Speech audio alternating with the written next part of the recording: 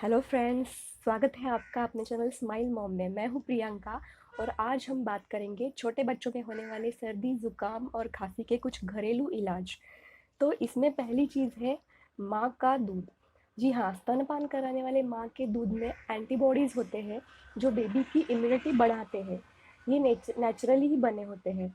और दूसरा है कि ये माँ का दूध बेबी को हाइड्रेटेड रखने में मदद करता है। जो गर्दन में और छाती में जो बेबी का कफ भरा रहता है वो पतला होकर निकल जाने के लिए बेबी का हाइड्रेटेड रहना बहुत ही ज़रूरी होता है। दूसरा इलाज है मसाज। इसमें मस्टर्ड ऑयल मसाज इम्पॉर्टेंट है। इसमें आपको क्या करना है, 1 कप मस्टर्ड ऑयल में 2 लहसुन के टुकड़े डालें। इसमें थोड़े से कलौंजी सीड्स या ऑनियन सीड्स कहते हैं उसको, कलौंजी सीड्स, वो थोड़े से डालें और इसमें आप सेंधा नमक भी डाल सकते हैं।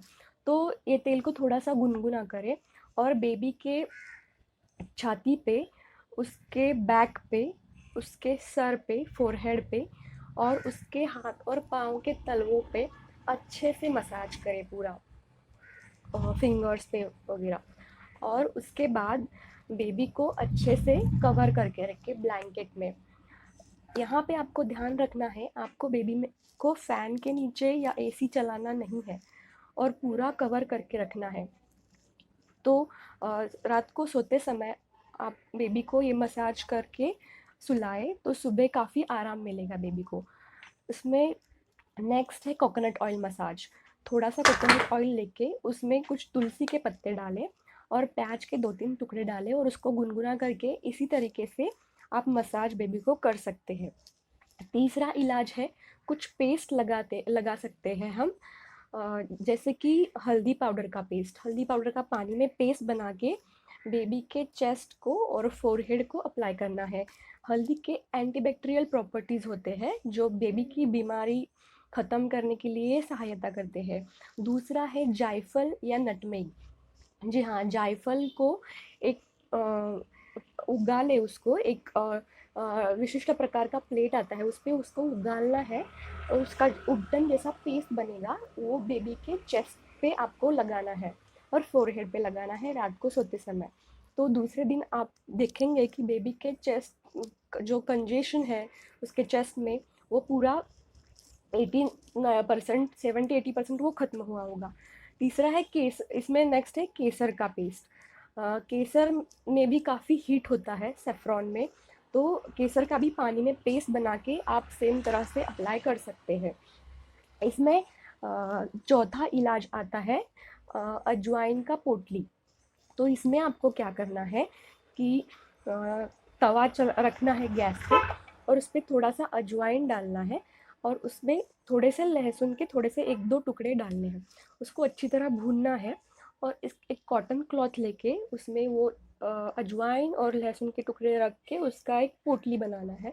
और ध्यान रखें कि वो वार्म होना चाहिए, ज़्यादा गर्म नहीं होना चाहिए, क्योंकि ज़्यादा गर्म हुआ तो बेबी के जो स्किन है वो जल सकती है।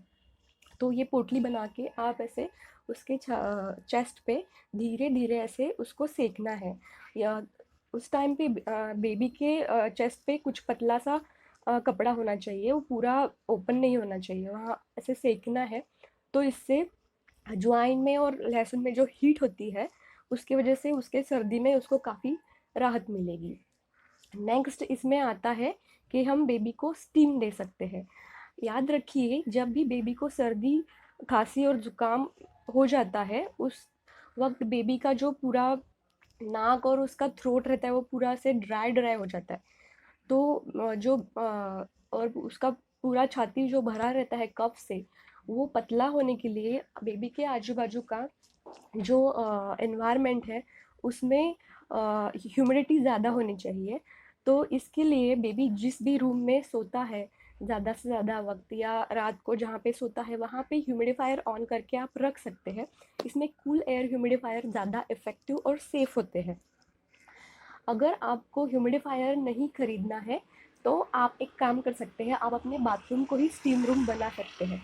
कैसे? तो आपको शॉवर ऑन करना है और जैसे ही उसका गरम गरम भाप आने लगता है तो बाथरूम का डोर क्लोज करें और अपने बेबी को वहाँ पे लेके आप 10-15 मिनट बैठ सकते हैं। तो उसका जो भाप आता है वो उसके नाक से और मुंह से अंदर चला जाएगा, जो काम करेगा कफ को, वो जो बलगम होता है उसको पतला करके निकलने के लिए। इसमें स्टीमिंग के प्रकार में मैं ऐसा एक आपको मिक्सचर बताऊंगी जो मैं क्लेम करती हूँ कि एक बार भी आपने यूज़ किया तो आपके बेबी का 70 to 80% जो सर्दी और ज़ुकाम का प्रॉब्लम है, सर्दी खांसी ज़ुकाम का प्रॉब्लम है, वो चला जाएगा। तो इसमें आपको क्या करना है कि हमारे घर में जो नॉर्मल स्टीमिंग मशीन होता है, जो ऐसा एक डब्बा जैसा, तो उसमें आपको पानी लेना है। उसमें लेवल दिए होते हैं, लो मीडियम हाई, तो मीडियम लेवल तक पानी ले। उसमें 3-4 तुलसी के पत्ते डालें, थोड़ा सा 1 टीस्पून ऑफ अजवाइन डालें और 1 टीस्पून हल्दी का पाउडर डालें। और लौंग पता है आपको, तो एक लौंग लेना है, वो क्रश करके उसमें डालना है। ब्लैक पेपर एक लेना है, वो क्रश करके डालना है। और कपूर जो घर में जलाते हैं वो, अगर आपका बच्चा 1 साल के नीचे का है तो ये कपूर नहीं डालना है आपको। ये सब लेके स्टीमर ऑन करें और ये जो स्टीम होती है वो डायरेक्टली, अगर डायरेक्टली आप देंगे तो वो स्टीम के हीट की वजह से बेबी रोने लगेगा और वो रेजिस्ट करेगा। तो इसके लिए मैं एक टिप बताऊंगी जो मैंने मेरे खुद के बेबी के लिए यूज़ किया है और ये हमेशा उस पर वर्क करता था। उसका सर्दी एक ही दिन में चला जाता था। तो जब आपका बेबी सोया रहता है, अगर सपोज यहाँ पे वो सोया है आपके लैब पे, तो यहाँ पे उसका हेड है, तो आपको स्टीमर का जो नोजल है उस वो ऐसा रखना है कि डायरेक्टली तो उसके चेहरे पे स्टीम नहीं आ रही है, लेकिन वो उसके नाक तक और उसके मुंह तक पहुंच रही है। तो ऐसा स्टीम देंगे तो बेबी रेजिस्ट भी नहीं करेगा और उसको अच्छे से वो स्टीम लगेगी। तो ये बहुत ही असर करता है, ये आप करके देख लीजिए।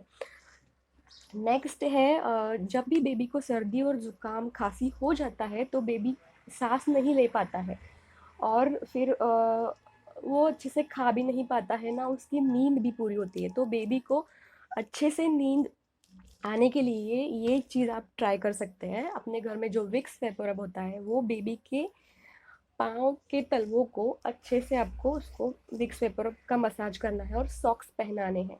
ये आप रात को करेंगे बेबी को तो अच्छे से वो सो पाएगा।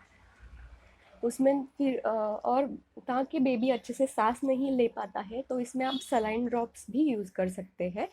आप मार्केट में कई सारे ब्रांड के सलाइन ड्रॉप्स अवेलेबल होते हैं, वो आप ला सकते हैं, या फिर घर में भी आप सलाइन ड्रॉप्स बना सकते हैं। उसका क्या मेथड है मैं नीचे डिस्क्रिप्शन बॉक्स में आपको देख के रखती हूँ, वहाँ पे जाके आप देख लेना।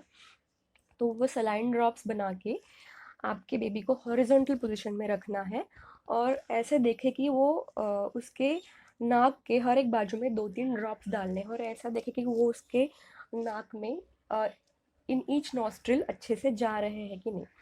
तो वो डाल के थोड़ा सा हल्का सा दोनों साइड पे आपको मसाज करना है ताकि जो बलगम होता है वो पतला होके बाहर निकल जाए। तो ये बाहर निकालने के लिए नेज़ल एस्पिरेटर्स अलग अलग प्रकार के रहते हैं।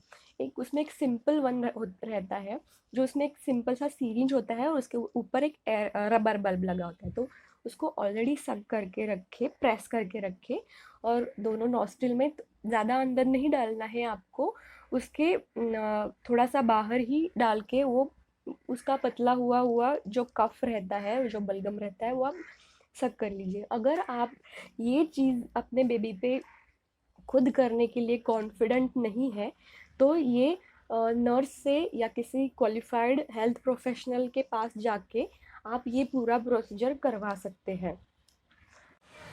खांसी दूर करने के लिए पर्टिकुलरली हनी के साथ कुछ कॉम्बिनेशंस भी बहुत असरदार होते हैं, लेकिन एक चीज़ आप यहाँ पे याद रखिएगा, हनी 1 साल के निचले बच्चों में आपको बिल्कुल नहीं यूज़ करना है, क्योंकि इसमें कुछ विशिष्ट प्रकार के बैक्टीरिया होते हैं जिसमें के कारण बोtulism टाइप का एक रेयर डिसीज़ बेबी को हो सकता है। तो 1 साल के ऊपर के बच्चे में आप ये घरेलू इलाज यूज़ कर सकते हैं। 1 टीस्पून फुल हनी में आपको 1 पिंच काला मीरा होता है वो क्रश करके उसका पाउडर बनाना है, और दिन में आप बेबी को 2 बार 2 से 3 बार आप खिला सकते हैं साथ। ये बहुत ही पुराना एंशंटली यूज़ होता है। हनी में आपको अदरक उगालना है और उसका पेस्ट भी आप थोड़े थोड़े समय के बाद आप अपने बेबी को दे सकते हैं। इसमें नेक्स्ट है टर्मरिक पाउडर के साथ, हल्दी पाउडर के साथ आप थोड़ा सा जैगरी अपने बच्चे को खिला सकते हैं। मैंने जैसे कि पहले बताया कि टर्मरिक में एंटीबैक्टीरियल प्रॉपर्टीज़ होते हैं। और अब आई होप कि आज का ये वीडियो आपको बहुत ही काम का रहा होगा। तो अगर आपको ये वीडियो अच्छा लगा, अभी पर्टिकुलरली इस टाइम में जब बहुत ज़्यादा सर्दियाँ चल रही है, तो ये आपके बहुत ही काम का वीडियो रहा होगा। तो आप कमेंट्स में मुझे थैंक यू भी लिख के भेज सकते हैं। जो भी आपके कुछ डाउट्स है इसके बारे में, तो वो भी आप मुझे पूछ सकते हैं। मैं पूरा ट्राई करूँगी आपके सवालों का जवाब देने के लिए। वीडियो अच्छा लगा है तो आप अपने फ्रेंड्स के साथ भी, जो पहले ही ऑलरेडी मॉम डैड है या वो बनने वाले हैं मॉम डैड, तो उनके साथ प्लीज़ वो शेयर कीजिएगा, वो आपको थैंक यू बोलेंगे। और मेरे वीडियो को लाइक करें और मेरे चैनल को सब्सक्राइब कर लें, और सब्सक्राइब करने के बाद बेल आइकन को दबाना मत भूलें, ताकि मेरे नए नए यूज़फुल वीडियोज़ के नोटिफिकेशंस आपको आते रहेंगे। तो कीप स्माइलिंग। धन्यवाद।